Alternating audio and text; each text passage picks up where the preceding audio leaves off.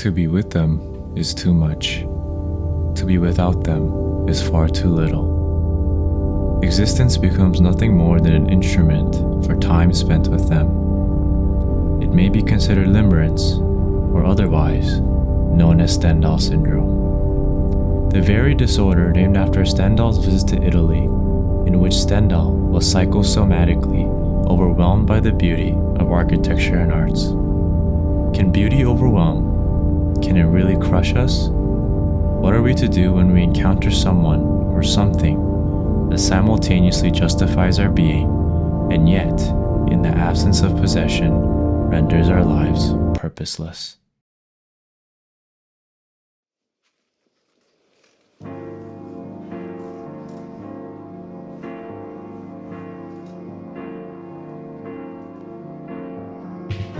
I always felt this deep sense of longing, an ideal human that can conform to all people, being close to everybody. I found the beauty of being loved to be the greatest thing. But over time, I realized my human limits. I am not omnipotent, nor am I infinite. I can only spread my energy so thin, and over time I learned, a friend of many is also an enemy to all. I was slowly destroying myself with influences that strayed me furthest from God. Idolizing relationships, either with friends or partner. Over time, my circle grew smaller and smaller, and I had almost felt as though my worth had dwindled as I saw them as a means of my value. I decided to pray about my loneliness. The truth is, I never got an answer from God. I was wondering what this meant for a while.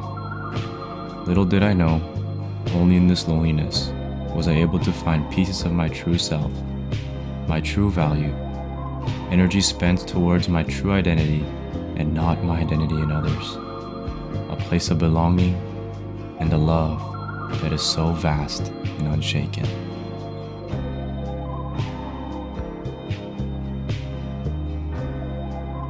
It reminded me about church again. The brothers and sisters who've been with me my whole life, unchanged at heart, waiting for me. I always had an answer. I can't say thank you enough to these guys, especially these two brothers. They've saved my life at many of my worsts just by holding them close to my heart. I'm able to cling on every day. Friends who only look for the best in me, inspire me, shoulder my burdens with me, and in return, expect nothing.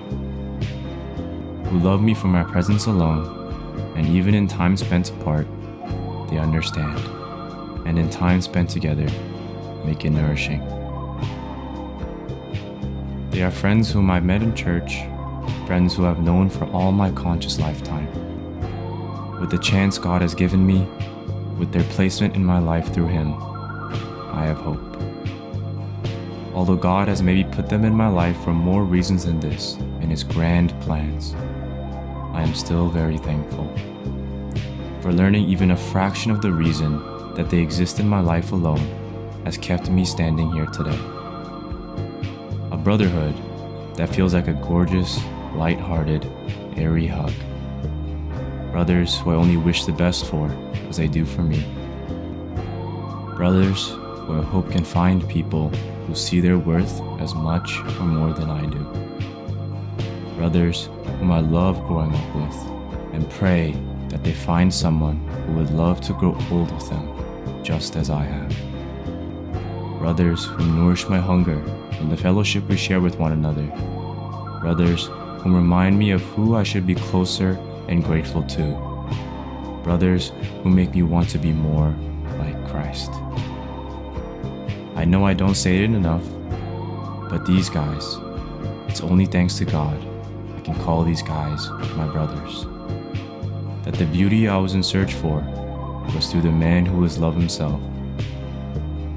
I was already surrounded by such beauty and always had a purpose to serve this love, whom I have been gifted from, to serve my Lord, Jesus Christ.